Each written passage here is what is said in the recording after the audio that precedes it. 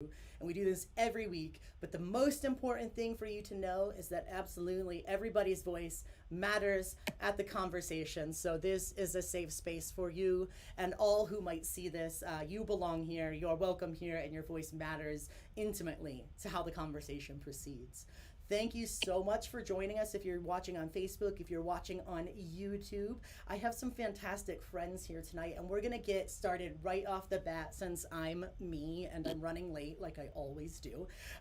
We are going to honor our guest time and dive right into our topic. If you didn't see the promo for this week's conversation and you just stumbled upon here, thank God my algorithm is doing something correctly. But what we're going to be talking today about is we're going to be talking about building solidarity in small town America and working together to end anti-Muslim bias in whatever ways possible. And we're going to be talking to two folks who work with an organization whose literal bread and butter is this. This is what they do day in and day out. And it's really important to me as someone who has always had Christian privilege and who has always had white privilege and who now has perceived male privilege. It's very important to me that I am aware of my privilege and that I levy it to end anti-Muslim bias and discrimination for people who are not straight, white, cis Christians. If you get to know me, I'm very not straight and I am very not cis, but the world sees me in that way. And so it's important for me to acknowledge that I have a certain level of privilege and to intentionally try to use it instead of abuse it. And so that's why we're here, to use this voice and this platform to give amplification to a cause that needs amplification. So I'm going to let my friends introduce themselves, and then we'll get started. So Cassandra, do you want to start for us? Sure. My name is Cassandra Lawrence, and I am in Los Angeles, California, but I live in Washington, D.C. I'm here visiting family in California, and I am the Communications and Community Engagement Manager at the Shoulder to Shoulder campaign, which means that if you follow us on social media or look at our website, it's likely I helped build that. Nina helps allow it that we're a small team, so we all pitch in, but I'm the main person that does that work. And I also help support and cheer on and be a general coach and friend to folks like you, Leo, and others who are doing work in communities around the country, both big and small, in all kinds of ways. And so that is how I get to work with the amazing Nina, who is the executive director. And working with our partners to basically connect, equip, and mobilize faith communities, people of faith, people of goodwill, people of conscience around the country to be good allies, be good neighbors, and address this problem of anti-Muslim discrimination here in the United States. So that is very big picture who we are at Shoulder to Shoulder, where a multi-faith coalition of 34 religious denominations and faith-based organizations at the national level, but then around 60 or so interfaith and faith-based organizations at the local level around the country, and thousands of individuals and people of goodwill around the country who are a part of our work, a part of this vision of really building a nation where all people, no matter how they look, no matter how they pray, no matter their background, are treated with dignity and respect and fairness.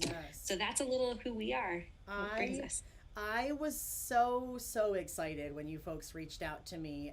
For those of you who don't know, where I live, it's a small town of about 13,000 people, and we recently had some issues in our town where a school administrator of the middle school, former middle school principal, development since we last talked, the former middle school principal, who is also a Christian pastor, decided to publicly broadcast a sermon in which he preached that Muslims, amongst a host of other people, Muslims were outside of the government of God and were evil.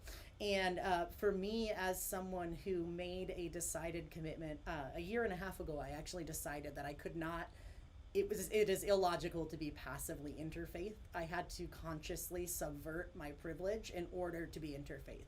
And so a year and a half ago, I made this decision and I dived in. I went to a seminary where I learned where 2/3 of my Christian thought class is actually Muslim. I'm in classes that are literally part of an Islamic seminary. A couple of my other professors are rabbis. Like, it's just, I dove headfirst into the pool.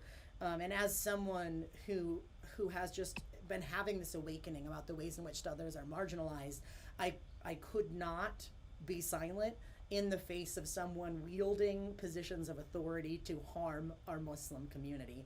And so when you guys reached out to me, it was at a particular moment where I found myself saying, like, what do we even do? And I'm so grateful that you folks did, and that you're here today to have this conversation, because I think it's critically important, right? What brought you both, and you guys can answer in tandem, you can both answer each question, one of you can answer, it doesn't really matter to me, but what brought you to this work? What brought you to Shoulder to Shoulder? Why don't you go ahead, Nina? I feel like there are so many ways that I could answer that question. I really think the universe aligned in such a way where this opened up and it made sense and fit so well. And I'm so grateful to be at an organization that aligns with my values. That is core. But I'll say just little notes about myself along the way, little seeds that have been planted. I've always been fascinated by world religions and learning about religion and the big questions that we ask: why we're here, what is our purpose, what is our calling, all the different ways you can ask these big questions, and all the different ways that one can answer it. And so really drawn to studying religion and tradition and spirituality and symbols and all the ways in which people make meaning of this time and this world, and in that study found that religion has been a source of violence and colonization. That's in my own family history. Exclusion, just as much, people have used it, in that way, just as much as religion can be this motivator, this source of change and transformation for the better, as we see in, for example, the civil rights movement, where really faith communities fueled that space and offered insight and feedback and song and ritual and tradition and safe space and all of that. And so there's so much opportunity that one can gather. And so I feel those my studies kind of opened up in that way. I have had the chance to meet really incredible, influential leaders throughout the way that have really inspired me into this work. And so those are just some bits and pieces, generally speaking, of what brought me to this work at Shoulder to Shoulder, and have been really grateful to continue on. Yeah, you said so much good stuff in there. Like, we could just pause and dissect what you said for the rest of the podcast, but it's never endingly interesting to me that religion can be such a good thing and also so deeply harmful. And as a person who grew up with a decidedly Christian perspective, and I grew up hearing the story of the colonizers. I grew up hearing the story of the hunter and not the story of the lion. And so, of course, I didn't hear the ways in which that religion was problematic. But looking back on it, the ways in which we make meaning, religion's not going anywhere. So, we have to wrestle with that double-sided coin, right?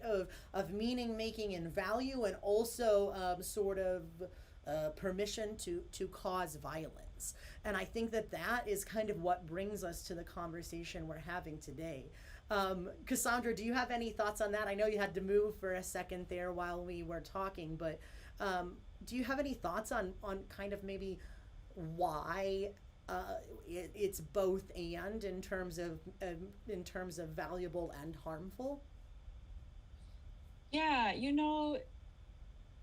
especially I just graduated from seminary, from Wesley Theological Seminary, with a specialization in public theology. And that's partly because I take the responsibility, like yourself, as a white Christian, but also as an American Christian, to really know my theology and to know the history and traditions of peacemaking and peace building, and also how much harm has been done in my name. Absolutely. Like, I really struggled as a young adult and as a teenager, especially, with this idea of what being Christian meant. Because I grew up in the 90s, and at that time, the Christians that were making the news were not Christians that I knew, nor people that I was always very proud to be affiliated with. And now I know more Christians across a diverse religious and theological perspective, and know that those people that were making the news don't represent a lot of people. They represent a small group of people. But there's a lot of people that have a nuanced understanding of what it means to be a good neighbor, what it means to be good Christians, what it means to be caring for the stranger and for the friend and for the family members. And also that we're all learning. Like, the world has changed so much in 20 years. Yes. Let alone 2,000 years of Christian history, like whatever, like just the 20 years since I was a teenager. And so there's that piece, but then also in something that I've come to in my studies of both conflict and peace building, of studying religion and studying history, is that there is no all religion is bad, or all religion is good, or all political thought is good, or all political thought is bad, or any institution for that matter is all good or all bad. One of my favorite lines by Alexander Solensky, who was a Nobel, I think he won the Nobel Prize for Literature, but he survived the Gulag in communist, and one of my favorite lines from his writings is that it says, "The line between good and evil runs through the heart of every person." And so that, to me, that really emphasizes that, yes, there are some people who are who do a lot of harm, and sometimes do it quite intentionally. And yet there is still goodness. To me, as a Christian, there's the Spirit of God in all of humanity, in all of creation. And so for me, there's always an opportunity, a chance for transformation. But that religion and institutions are neither all or that, because humanity is both. Humanity is both. And so I think that's such a crucial part to realize, is you can't necessarily pin it on religion, just like you can't pin it on politics, because ultimately we're dealing with fallible humanity, right? And it's a choice that we all make individually, and that we make for the institutions that we are a part of, because institutions in and of themselves don't exist without humans, so we have to make decisions to make impact where we can, and where we have the chance to. I love, as I was listening to both of your responses, right, Nina, it sounds like you had a very broad study that drew you to this work, and Cassandra, it seems like you had a very deep study that drew you to this work. And I love that something that I've noticed with both my partner and I is, like, I was deeply Christian, and she in no way has ever been a part of organized religion, but we came to these same practicalities. And I love how there is something so central to the work that you're doing, that it draws people from vastly different places and different life stances, and it brings us to this point of saying, okay, and now I have to act, right? And I think that it's incredibly important that we talk about anti-Muslim bias, which I know is literally your work. Nina or Cassandra, whichever one of you would like to kind of field this question, why do you think that we are in the year 2021? I think that's the right year, right?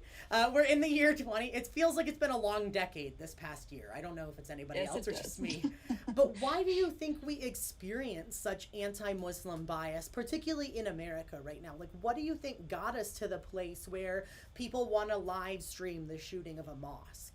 I know that didn't happen. That the instance I'm referencing was not American. But what do you think got us to this place of anti-Muslim sentiment and bias in our society? Yeah, I think Nina. Yeah, I mean, just to share some top points, that the first to say that roughly half of Americans, research shows that roughly half of Americans don't know a Muslim. So lack of relationships is a real problem. Another piece is another statistic or point of research that 90% of the coverage that we see is negative of Islam and Muslims. Yes. For example, there was one study that looked at the New York Times over the course of 25 years. And it showed that it portrayed Islam and Muslims more negatively than cancer and cocaine. So we're seeing negative media representation. We're bombarded with this all the time. Another really important point is that there's an Islamophobia industry. It's quite profitable to speak harmfully about Islam and Muslims, to put policy forth that harms Islam and those who are Muslim. But also Islamophobia impacts not just Muslims, but those who are perceived to be Muslim. A function of Islamophobia is to dehumanize and is to paint an entire community as a monolith. And what that does is that it's basically a moving target as to whomever can fit into this very broad category, this monolithic community. And so, what we know, for example, one of the first known hate crime murders was committed by a man named Balbir Singh Sodhi. This is right after 9/11, just a few days after 9/11. And he was a Sikh man. He was planting flowers outside of his gas station, and someone killed him.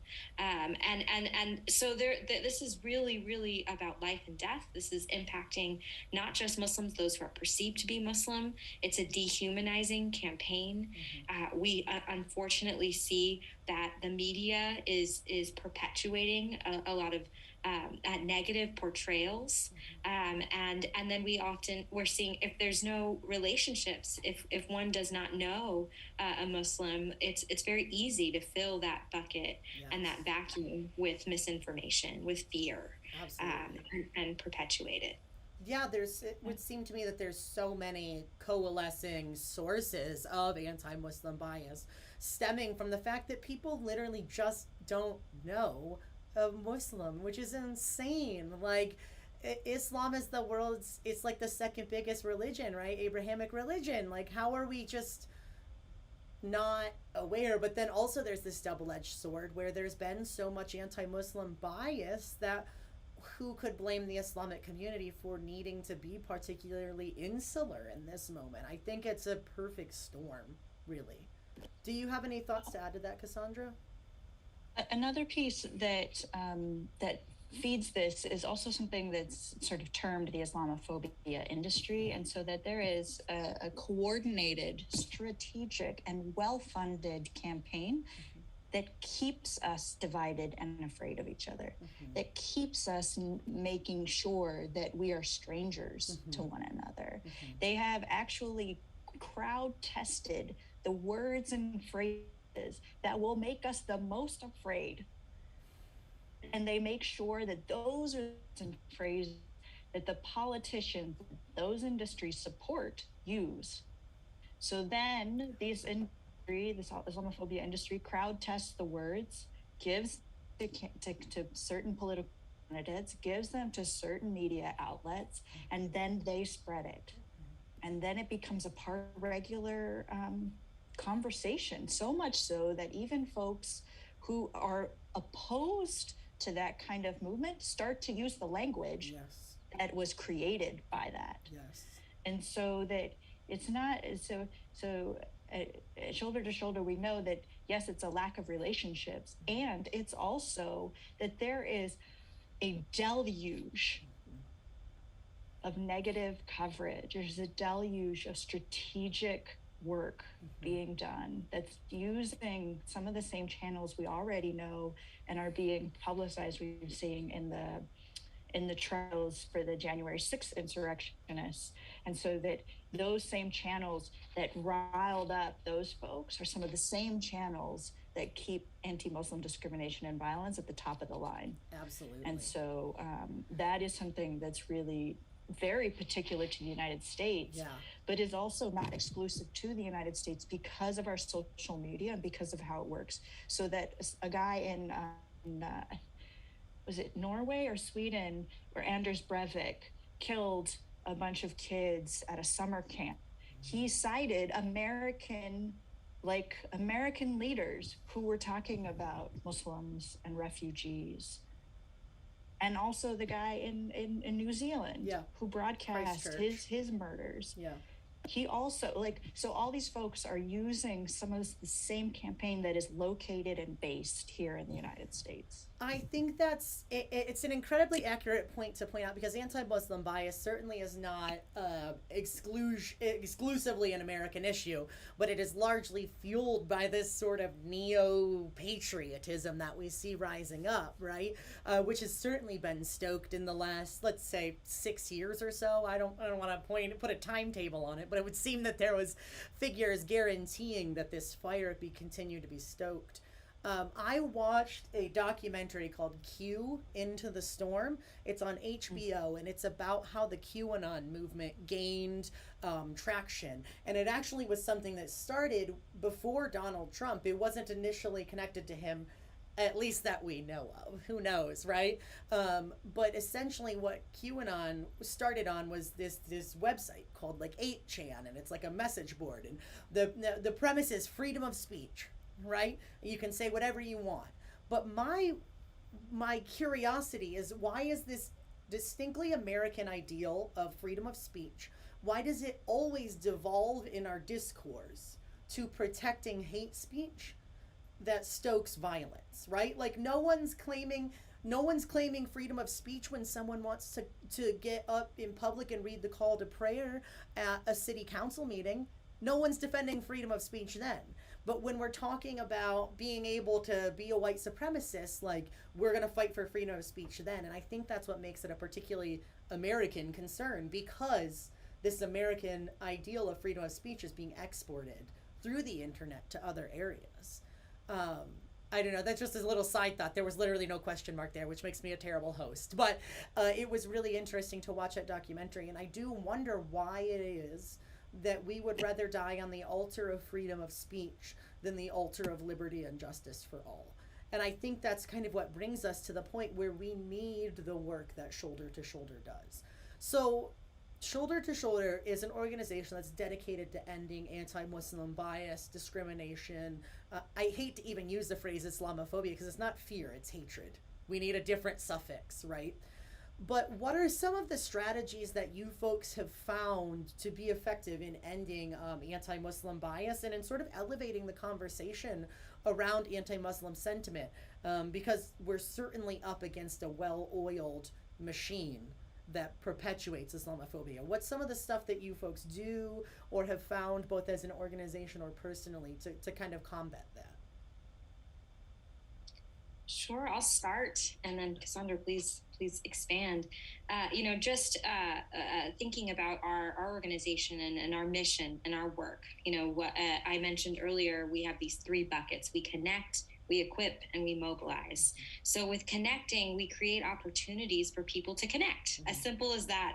We, for example, every Ramadan, in years past, before the pandemic, put together a nationwide listing of iftars open to interfaith guests. Iftars are meals to break the fast that many Muslims fast during the month of Ramadan from sunup to sundown. And this is a chance to just share a meal, quite literally break bread with your Muslim neighbors. And so we put together this map of interfaith iftars so folks can know that this is a great opportunity to connect.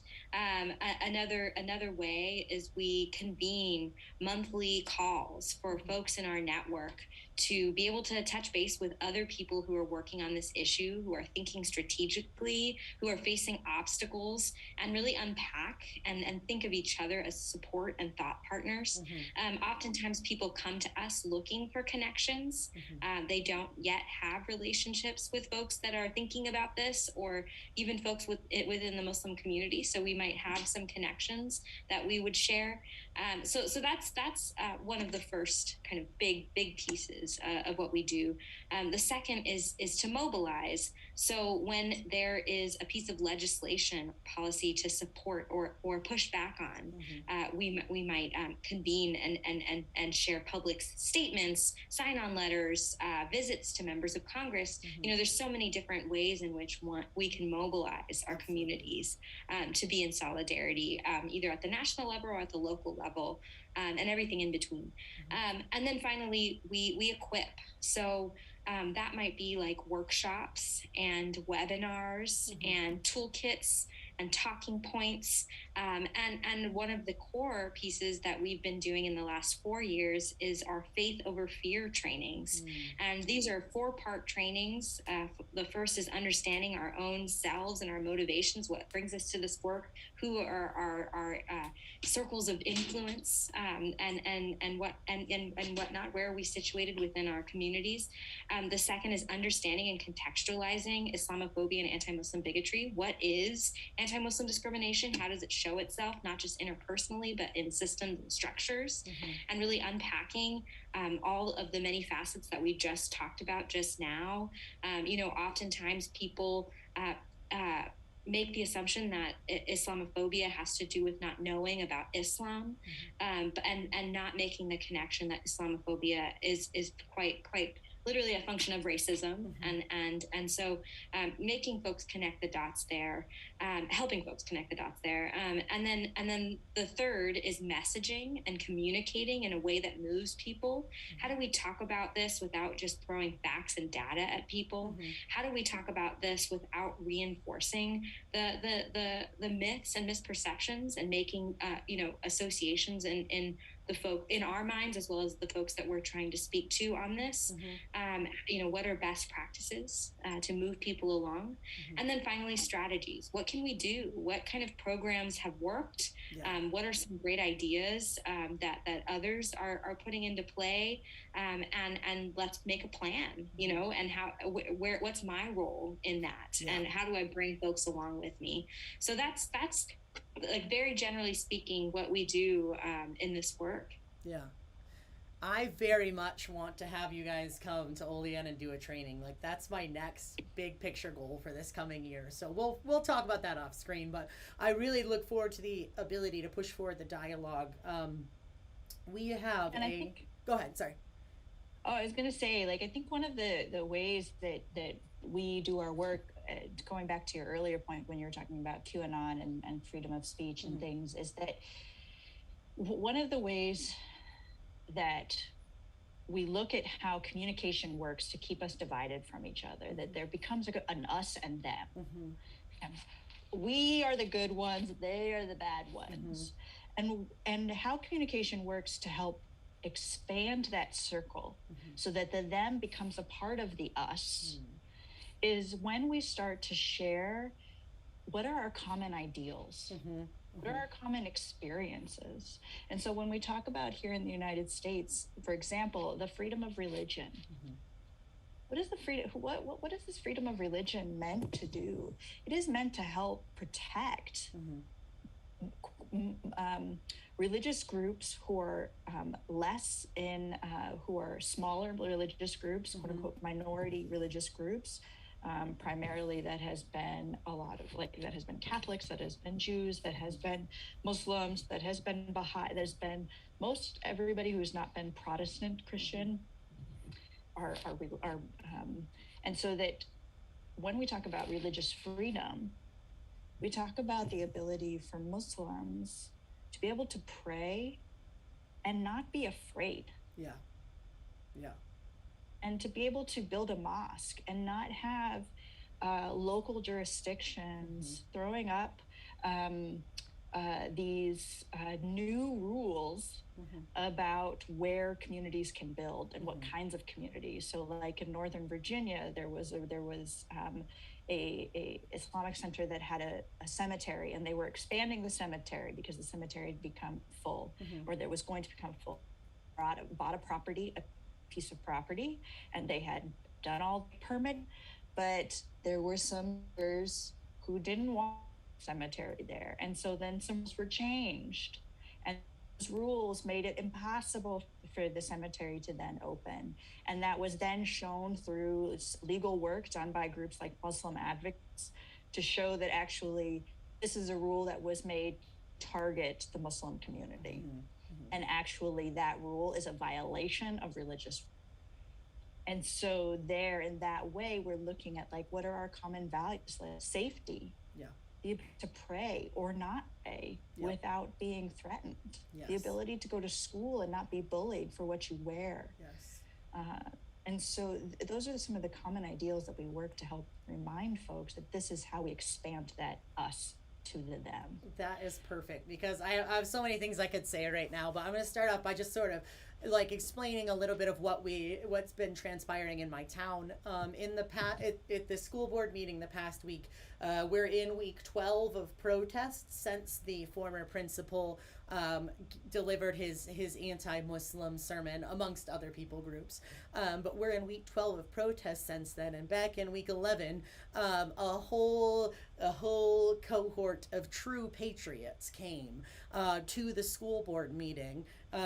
First of all, refused to mask, which just like shows me where you're at right off the bat in terms of having a respectful conversation. But we had this whole group of people come, and there was 7 speakers that ended up speaking, and there was 4 from the, like true patriot side, and then there was like 3 from the perspective of we need to really address the systemic issues that are happening here. And each and every one of them which I believe they were all straight white males, so that's cool. But they all made a very big point of religious freedom and their ability to raise their children according to the ways of God. But we can't have a religious freedom conversation unless we're talking about religious freedom for Muslims to come to school and not be picked on because of their hijab, to not be called slurs because of their faith. Like the freedom of religion is not intended to bolster the centrality of Christianity. It's intended to protect all, right? And so we're having this very interesting cultural conversation where this whole sort of Christocentric notion is happening, and people don't even want to admit that it's existing. And I think that that's a really important point of dialogue that we need to prove, because so many people that are well-intentioned have never looked outside their perspective to realize what's happening to Muslims, particularly like in small town America. We have a mosque here that is afraid to put up signage or partner with other agencies in public actions because they're afraid of their safety. What are your experiences with working with Muslim communities and allies, specifically in small town America? We are really lucky to know partners who are doing incredible work in their small towns and in their communities. And there's multiple ways in which people have done this. It can be as simple as building relationships and essentially visiting and getting to know one another, creating programming and even opportunities to go to each other's houses of worship, for example. There's book clubs that have been formed and study groups to get to know. So taking on the responsibility and ownership of learning rather than let me ask my Muslim neighbor all the questions that I have. Right. To doing one's own research before asking some genuine questions. And it's not to say one shouldn't, but right. We can do our own homework. Beforehand.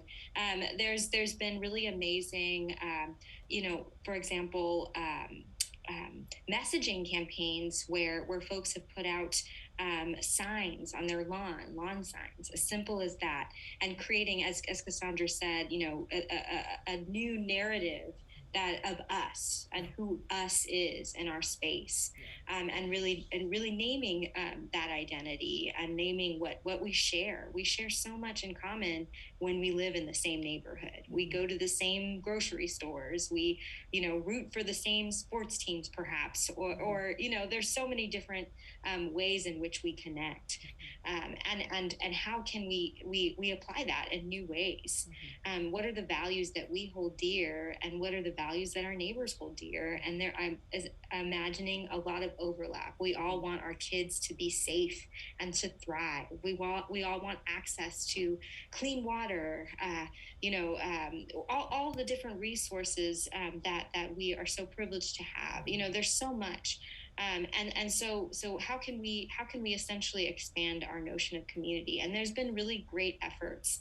There's been, for example, a Christian pairing with a Muslim speaker and going and visiting and answering tough questions, and letting people ask, genuinely honest questions. There's been, also, for example, someone that is more a well-read Christian, a Christian who has those relationships, going it and doing that themselves, and visiting different Christian spaces and having those conversations, planting seeds.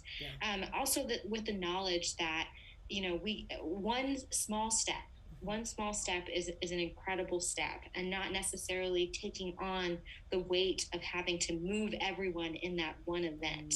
And so sustaining ourselves with small interactions, small opportunities, and walking with folks on that cycle of transformation. That's so important. Sorry, I was just going to say that's so important, because I feel like a lot of times, especially in small town America, resources are small, turnout is small.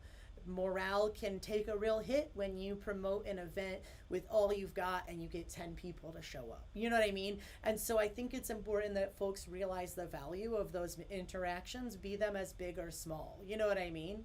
I think that that's really, really important to realize, is that these things all matter, and they matter in our real and tangible lives here and now.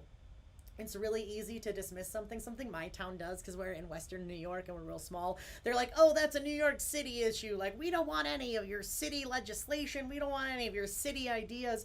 But this is not a city problem. This is an everywhere problem. Anywhere where there is religious plurality, this is an everywhere problem, right? And we need to actively be building the us instead of the them, I think. What are some of the things that you've seen be effective, Cassandra? Even particular examples, if you have any. Yeah, recently we talked with some folks that were really concerned about the materials that were being taught at schools. And these were some teachers and school administrators and library resource librarians. And so one of the things that they did was they formed a little community, a little group that then went and did an evaluation of the resources that were available in the teachers' resource library, because there's the library for the students and then there's a resource library for teachers. So they did an evaluation. What's the religious diversity of the current materials? How are Muslims spoken about? Are they spoken about? And they came out with a report. Like, here's the ways that Muslims are spoken about. Here's our learning things. Here's some books that are going to be better if we swap some of these books out, or maybe get a few more of these particular books. And so they did a very specific analysis of their school systems. That's great. Now, it was a second step to try and get the school board to then fund some of those things, and they're still working on those pieces. But now they have the data, and they have the material there in the report. And that was really good to help show people what's actually available to our classrooms and to our teachers. And so that was something very concrete and really inspiring that they did. That's fantastic. I think I would love to hear about any more of these concrete ideas you have, because I feel somewhat stumped, right? I feel like a person out there just waiting for everyone else to realize how big of an issue this is, and it's like I'm this guy that just can't stop talking, and people are like, we wish that guy would stop talking, and I'm like, but there's problems, there's opportunities for growth. So I love hearing those concrete ideas, and I'd love to hear, I think I cut you off a little bit, Nina, but I'd love to hear anything more you have to say along those lines. Yeah, no, I just wanted to point out too that it's also totally okay if you don't know about Islam and Muslims. And the tip there is basically when you are searching for information, when you are wanting to learn from people who actually practice the faith, learn from scholars and actual people, rather than those that are hating on them. Rather than those that are wanting to spread fear. Yes. That is not the place that you should be searching. And there are so many incredible books and speakers, and we have the internet. It's amazing. There's so much, just as much as one could be led astray quite easily into spaces that are not helpful, yes, and that are not accurate, and that are meant to scare and cause and spread misinformation. So that's just a little point to say that it's okay. Doing this work and recognizing one another's humanity does not require one to be an expert on Islam and Muslims in America. But there is so much that we don't know, and that's okay. It doesn't mean that we need to dehumanize one another as we're doing it. So it's a simple piece to say that just you can start wherever you are. You don't have to know everything. It's just about recognizing one another's humanity and human dignity. I love that, because you don't need to be an expert to realize that another person has value. What were you going to say, Cassandra? I was going to say something that Nina has helped me remember, because in her previous work, Nina was an organizer and worked with a lot of different communities with the I don't remember the acronym. Whatever. Clergy and Laity United? For Economic Justice, yes. For Economic Justice, okay. That's it. So that, I've done some interfaith organizing in DC or with young adults. And one of the things that I have remembered in this work and from other organizers like Nina is that sometimes it's not about working on specifically anti-Muslim discrimination. Let's all work on that. Sometimes it's about, okay, there is too much garbage on this hiking trail that we all share. Let's do some intentional outreach to all of the religious communities and all of the non-religious communities in our space, which would maybe include people who are not usually included, like Muslims. Yep. Into that space, or maybe even people that don't even speak English as their first language, like recent immigrants, and to include them in that space and include them in that project. There was I remember a few years ago, we were asking for examples of fun activities of people getting to know each other, tournament and barbecue. And they had all these different, they had Catholics, Jewish, Muslim, Protestants, other folks just come into somebody's parking lot, and there was all these cornhole boards set up, and there was barbecue happening, and there was just fellowship and community and relationship building. Yes. And that's not a quote unquote specifically addressing anti-Muslim discrimination, but it is under the surface, because what it's doing is it's normalizing that people that we all care about some of these same things. What's happening to our waterways? What's happening to our earth? How are the poor and the undernourished being fed? Yeah. That's something that's of concern. One of the things through different data has shown that Muslim families, they're concerned about a lot of the same things that every other American family is concerned. And one of the top things is bullying of their kids in school. That's the concern of a lot of family members, of there's a lot of people that are worried about their kids at school and whether they're in a safe learning environment. Yeah. And so that's something you can work on together that normalizes working with people who you don't usually work with, but you have to do it with intention, like you said at the beginning, Leo. Yeah. To intentionally seek out people that you may not usually reach out to. Yeah. And make those coalitions normal. Yes, absolutely. You have to always be looking at, I'm stealing someone's words. It's someone who was on Conversations recently, and I'm so sorry. I'm not going to be able to credit you right now, but you have to, I got it, it's Dr. Will Gaffney. You have to look at whose voice is not at the table. Always. Dr. Will Gaffney was on about 2 weeks ago, and we were talking about the woman, the slave, and the other, giving voice to the other in scriptures. And she really made that a point of, you always have to be looking for whose voice is not represented and who's not at the table, because someone is missing. And if you don't ever check on that, that is a surefire way to never increase your scope, right? I have some questions, and I love the tangible ideas, because literally, like Angela, who we chatted with earlier, is on here like taking notes right now. But I love the tangible ideas here. But I would love to hear some more specifically about working in interfaith settings, because another thing that we've had happen in our town is that these same preachers who were preaching anti-LGBTQ sermons then got up at the school board meetings and pretended to say, they added on for social clout. They were like, what about our children who want to pray? What about the kids needing to go to their mosque? Like, they added it as if they were being interfaith, but it was absolutely a farce. I mean, there was no real, genuine concern for interfaith engagement. So I'd love to hear you folks talk a little bit about fostering genuine interfaith engagement in a way that is not a platitude, in a way that is not simply trying to get a diversity merit badge, but in a way that actually really tangibly matters. Because I feel like interfaith, meaning within, like organized faith systems, and inter-ideology, meaning even including non-centralized practices like Native American spirituality or like paganism, stuff like that. We need to move that conversation forward, and I'd love to hear some of your sort of expert insider perspectives on what it takes to build a genuine interfaith cooperation. Sure. I mean, I think there's a lot that could be said on Say that. It all. And yeah, I mean, oftentimes, I mean, where you mentioned the table metaphor, and oftentimes the table is set. The table is in the house of the majority in the space. And so with, to say that in another way, Christians are often facilitating the interfaith dialogue in the space.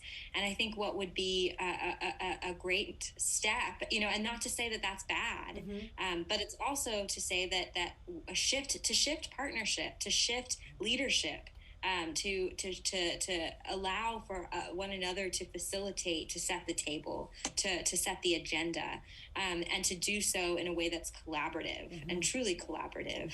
And I love that question, to ask who's not here, which voices are not included, and essentially address that. In terms of also with genuine interfaith work, and I would say even multi-faith work, is to essentially, who in your community is taking lead in different capacities, and how to convene in a way that does not isolate any of those voices, but enhances, and then also not necessarily to tokenize the minority groups, to have real genuine relationship. So it's not just, we need this person to be there so that we are diverse, but rather to be in genuine relationship, to get to know one another, to visit each other, and visit each other's houses of worship perhaps, or visit each other's homes when it feels right and safe in the relationship, really to build those genuine relationships and get to know each other across difference. Absolutely. I think that's so incredibly crucial. I tokenize was the perfect word I was looking for, because the people who were standing up and trying to claim to be interfaith were people who have displayed no actual intention in that direction. And it was nothing more than a token to try to further their platform and their speech. And I think that sums up the incongruence and the dissonance I felt in my spirit since I heard that, because it was disgusting, frankly, because it wasn't a good faith effort to try to create a safe space for Muslim individuals. It was a way to try to backpedal and further fortify their point. You know what I mean? And I think that we've got to move beyond that point. I don't know. Do you have any thoughts on the matter, Cassandra? I think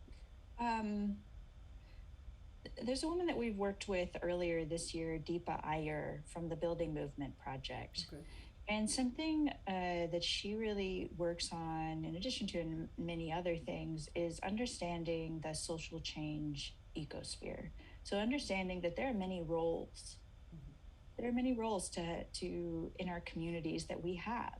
And so that sometimes in interfaith work, there are people that are going to be bridging and be building like there'll be more, or there'll be folks that are more attending to crises, that will be there at the front line, who are going to like stand on the corner with the sign and be in that very like active space. And there are other folks who are like, can I make you some tea? I want to make you some tea because I know that's been a long day. Or there's also just the quiet work of saying, I know my neighbor is Muslim and that it's Ramadan. And so maybe I will bring over some cookies and a little like note that says, I hope you have a blessed Ramadan. Maybe not in the middle of the day. I would wait till the end of the day before you bring the cookies. But good idea. That's just a small note there. But so to recognize that there's a lot of different ways to be involved in interfaith work, that sometimes, I mean, I've done this myself, that sometimes I forget that there's intentional interfaith of like, I've been in spaces where like my Jewish, Christian, when my Jewish, Christian and Muslim friends, where we get together and we talk about our shared religious ideals, but also our different scriptures. And there's also just like, I'm talking with them about their kids and about the upcoming like baptism, or about like what they're going to do for the holidays, because they have a multi-religious family. So like one is Jewish and one is Muslim, or one is Christian and one is atheist. And so just being in family and in community, and recognizing that there's different roles and that we occupy different spaces. And so then that our responsibility is different based on our location and based on the influence that we have. And so looking at interfaith from many different ways. And so sometimes interfaith is really quiet and sometimes it's really loud. Yes. And I really do.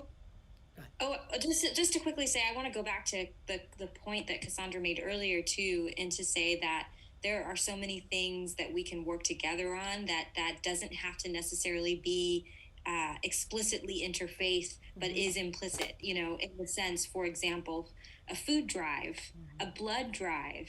You know, there's a community in a rural town that had an opioid crisis. And so it was an evangelical Christian community working with a Muslim community who were sharing that same problem and working together to address it. So there's so many different, you know, local issues that we can work on together, and it's implicitly. And then also, you know, with interfaith as a whole, there's so many great thinkers in this space and leaders who are doing great work in different capacities, and we could share follow-on resources. But, you know, just recognizing that you know, when we go to the grocery store, when we go to the hospital, when we go everywhere we go, there are signs of different faith traditions and different faith orientations and spiritual orientations everywhere.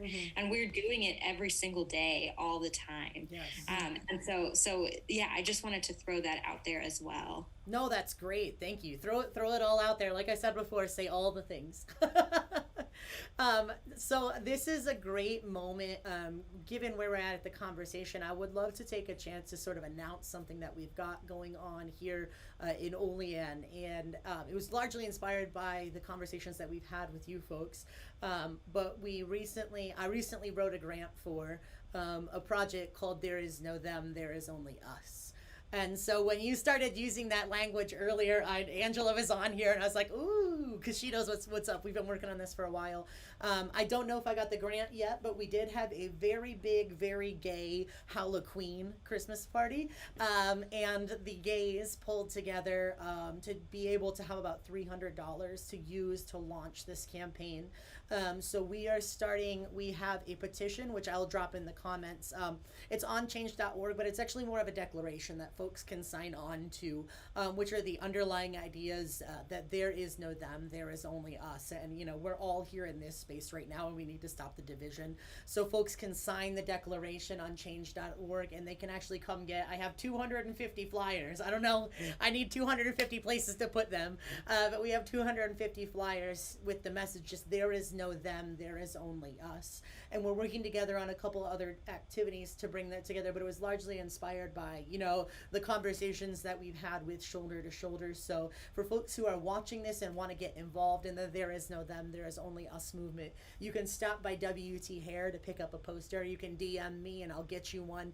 And I'll also drop the link in the comments here to the declaration. We plan on doing more with this. If the grant goes through, we'll have about $1,500 to use to push this forward and to build some equity here in Olean. But I have to say thank you to Shoulder, because you've inspired this sort of idea here. And so whether or not you knew it, you're sort of an underwriting sponsor. So 61 local organizations that you work with, I guess. But I really appreciate that. And I would hope that everyone who's watching this and will watch this on the replay knows that we can make a change, especially when we consolidate that sort of focus of realizing that there is no other.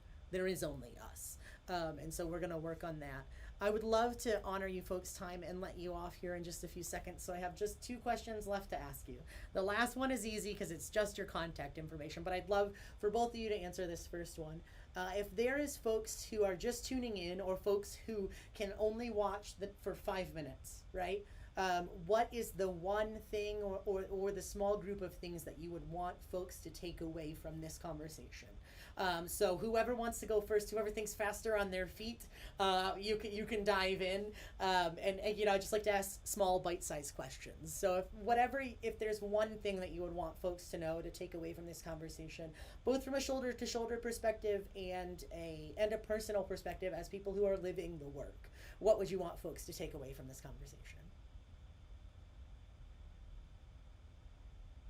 I like your thinking face. All you need is the beard helps. It really helps think. So if you just like stroke a little bit, there you go. Cassandra, do you feel ready? I can go, but I think you look like you're ready too. I mean, I'm just thinking on my feet here to say 3 points here. One is no community is a monolith. Mm-hmm. No community is a monolith. Mm-hmm. And it's quite easy to say all Muslims are XYZ, mm-hmm. but think about any community you are a part of yourself and say a statement like that, and you will find holes. You'll be able to find holes. So I just want to name that. No community is a monolith. The second is you do not have to be an expert on Islam and Muslims to recognize the humanity of your need. You do not have to be an expert, essentially, to work on this. And then third is you know, your heart, your genuine desire to make change, your desire to learn more, your willingness to step out of your comfort zone, your willingness to think through about who us is in a bigger way. All of that makes a difference. And that is super important. I really do believe in the intention and the energy that we put out there makes a difference and does make change, even though sometimes it doesn't feel that way. Yeah. And we hit a lot of roadblocks, but I really do believe that. And I'm grateful for you. I'm grateful for what you're doing and what you're trying to build. Mm-hmm. It makes a difference. It's good to hear because it's a lot of work. Cassandra, it seems like it's your turn. Well, I have just one to add to Nina's incredible 3 list. The fourth one, I guess, is that we have this shared country, mm-hmm. and it's our shared responsibility. Mm-hmm. And really, for myself as a Christian, it is my responsibility to talk to other Christians, mm-hmm. to say, we need to do better. We need to do better for ourselves, mm-hmm. and for other people that are not Christian, for Muslims, for Jews, for Baha'i, for Sikhs, that we need to do better and we can do better, mm-hmm. that transformation is possible and that the beloved community is within our reach, that we can taste it. that to me is, that's the call of my baptism, and that's the call of communion, really, is that as I come closer to God, I come closer to humanity. And that closeness helps me remember that it is my responsibility to also care for my neighbor, whoever that neighbor is. Absolutely. And we're all neighbors. Absolutely. That's so perfect, because I think sometimes, since we're just us here chatting, right? I think that sometimes the intractability of it all feels overwhelming, and it's very easy to feel like you're not doing enough or you're not seeing change. And so it's such a good and important reminder to just know that the work that's being done matters. And even if that work starts out as setting an intention to create change, and just getting to know those around you, I think that is very much something that can help combat that sort of intractability fatigue that so many people feel, and that futility that so many people feel. Well, and I think that, like, as a final point to that, is that so many people ask me, and I don't know if Nina has similar questions of, like, how do you do this work? Isn't it really hard? Like, you have to know, like, all these statistics, and, you know, you read all this and you talk to community members who are experiencing discrimination and violence because they're Muslim or perceived to be Muslim. Isn't that hard? It's like, yeah, that is hard. But I also get to be front row to people responding with hope and courage that there is another way to live. So that actually the thing that helps you move through that feeling of helplessness is to help, is to show up, is to learn, is to recognize your as Nina said, your desire to be a part of the change, and to start, whatever that little start is. And just to start, and that helps soothe your soul, but it also helps change the world. It does. It matters. Every single little step like that matters, right? Absolutely. For folks who want to know more about Shoulder to Shoulder, perhaps need the resources you folks have, or would just like to lend solidarity and support in some other way, what's the best way for them to get in touch with your agency? Or I'm just our website, shouldertoshouldercampaign.org. You can follow us also on social media. We have a Facebook, a Twitter, an Instagram, a YouTube. But really, you can find all of that on our website. You can get in touch with us. We're always here to if you have any questions or want to unpack a little further. But all of that is on our website, shouldertoshouldercampaign.org. Fantastic. We will go ahead. I will put all the links to all your socials and stuff in the show notes and the podcast whenever I get it uploaded, because I currently just need an executive secretary. I will put all that information in there, and also on YouTube, so that folks can contact you and get a hold of you too. So thank you both so much for your time. It's so incredibly appreciated. I know that we are working across time zones. Cassandra, I had no idea you were literally giving of your time away from your family. I'm so incredibly grateful for your efforts and for what both of you do, for the change agents that you are in the world, and for the fact that you literally heard our cries from like rural America here and have been able to lend us solidarity. I do really sincerely want to have you folks here in some capacity to do a sort of training, because there is as much potential here. There's more potential here than there is negativity. It's just that, like, sometimes the wrong people have the megaphone, right? So we will work together shoulder to shoulder to make a difference. And I thank you so much for your efforts. I hope you guys have a great evening. For anybody who's watching, I hope you have a fantastic evening, and I hope you come away from this as inspired as I am, because I need a lot of help, and I've got a lot of ideas, but like only so many hours in a day. So let's partner together in doing something good, both here in Olean and in our country. Let's change the climate, and let's work together to end anti-Muslim bias. Everybody have a great night. Nina and Cassandra, thank you so much. Everybody else, we'll see you here next week. Bye.